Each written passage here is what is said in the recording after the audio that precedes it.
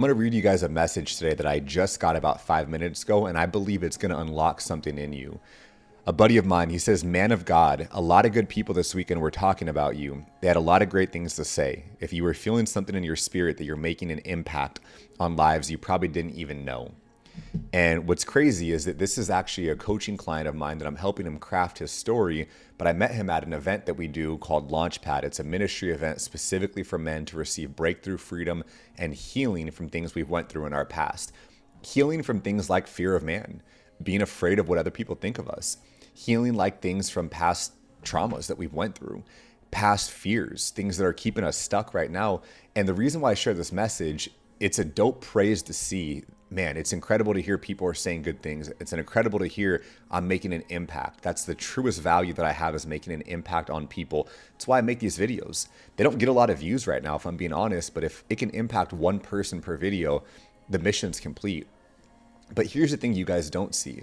You don't see the version of Cody years ago that was shy, that was deeply just embarrassed of life, embarrassed of everything. I would never even want to be seen eating or having food in my teeth. And these were all just like little dumb fears that I had that kept me from connecting and just being real, experiencing the real life human experience. And I was thinking about it, and receiving a message like this in the past, I would have downplayed it so much and rejected it to the point where I'd have been like, oh man, something to try to seem humble. Not because I wasn't humble, I had to act like it, but more so I couldn't receive. I had a fear of this, someone speaking life into me or being vulnerable, being intimate. And it's absolutely crazy, because if you knew the past version of Cody, you'd see a Cody that was out at raves, was doing drugs, was drinking, was partying, was living a life that was not godly by any means. And it's not something I'm proud of, but also it's not something I'm really ashamed of either. It's my story. It's who I was. Thank God that I have a relationship with God where I didn't have to try to stop doing these things. God just took that hunger for the things of this world away, and he replaced it with the hunger to get to know him, a hunger to be planted in church, a hunger to listen to worship music instead of EDM music. And throughout this journey, throughout this process, I've learned so much. One of the biggest things is that the quality of your life is directly correlated to the amount of close friendships you have around you. And I've always had a ton of acquaintances, a ton of people I can hit up to go party. They were just always there on weekends. But if I'm being honest, not many that I felt deeply connected with. Like they knew a ton about me or I knew a ton about them. I always had a lot of different friend groups: the party friend group, the work friend group, the friend group where we do a certain hobby. But it was always these different versions of Cody that they knew. Someone knew a version of Cody that was super outgoing and always had different girls and partying and stuff like that. Other people knew a version of Cody that was just this goofy version of Cody that had these little quirks and hobbies, but no one really knew the full circle of who I was. And it's not their fault, it's mine. It's because I was afraid to show it. And honestly, what it really was at the deep core, it was fear of embarrassment, fear of rejection. What are people going to think? Are they going to think that I'm nerdy? Are they going to think that I'm not cool? So what I would do is put on this image, which is derived from ego and pride. If I need to be a certain person, I need to step out of the house always looking at my absolute best. My hair's kind of messed up on the side. You wouldn't catch me dead walking out of the house like that.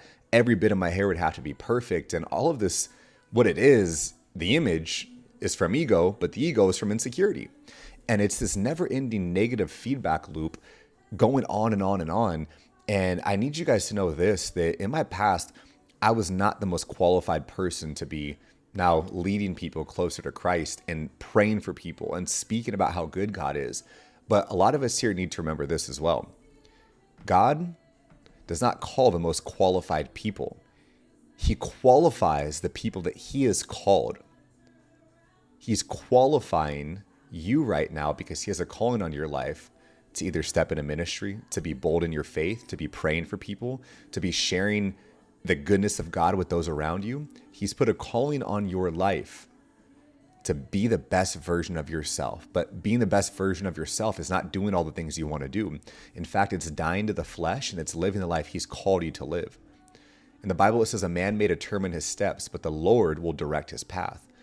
If you think about it that way, are you trying so hard to control the steps you're taking, or are you letting the Lord be the lamp beneath your feet and the light unto your path, guiding you on where to go?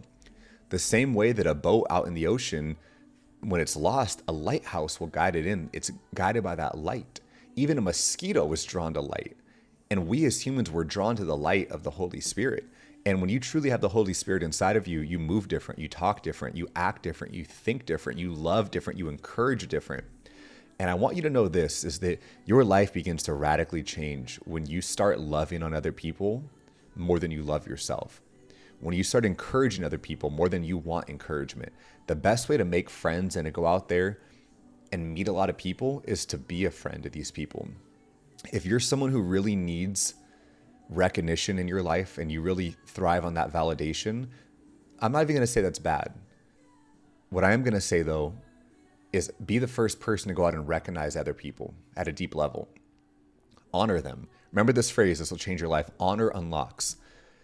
If you're at a business meeting, if you're with family, if you're anywhere, and the first thing you do is go and honor someone. Hey, beautiful house. This is incredible. Hey, man, I love your shoes. Those are awesome.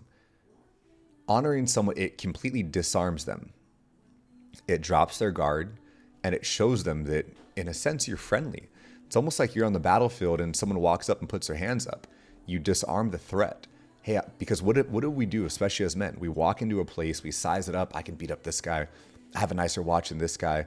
And we have all of these different things inside of us that we're carrying from insecurity, man. And I've been around a lot of people that have so much potential, that are dope humans, but their insecurity drives their actions. And when your actions are driven from insecurity, you move in a certain way where you're trying to always one up someone. You're trying to be that top dog. And there's always someone that can one up you. There's always someone that is a more top dog, but those people oftentimes will never show it. And that's a sign that when someone's trying to show so much wealth, they probably don't have it. So they're trying to overcompensate, or they've just gotten money. So they're trying to really let you know they have it. But you know, when you're rich, you're loud, but true wealth is quiet. And it's the same with a lot of different skills as well. When you have it, you don't need to boast and show you have it. But what I want you to have is I want you to have the Holy Spirit inside of you. I've been teaching self-development now for about 11 years. I've been teaching sales, communication, NLP, all about your subconscious mind. I've done life coaching. I'm a master life coach. I'm a trainer of life and success coaching. And all this stuff is great, but none of it matters if you don't have the Holy Spirit living within you. Because I can teach you everything you need to know about your mind and how to overcome different habits and beliefs and how to rewire your mind for a new, empowering outcome. But the one thing that I personally can't teach you without help is the power of God. And that help comes from Jesus.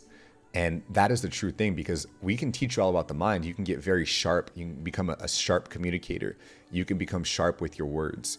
You can become a sharp thinker. But if you don't have the heart that's softened from the Holy Spirit, you're always going to be less than. You're always going to have a hole in your heart that's the size that only God can fill. It's like the pegboard back in the day, but you got this weirdly shaped pegboard. You try to shove a circle, square, triangle in it. It's not going to work. It's only the shape that God can fill.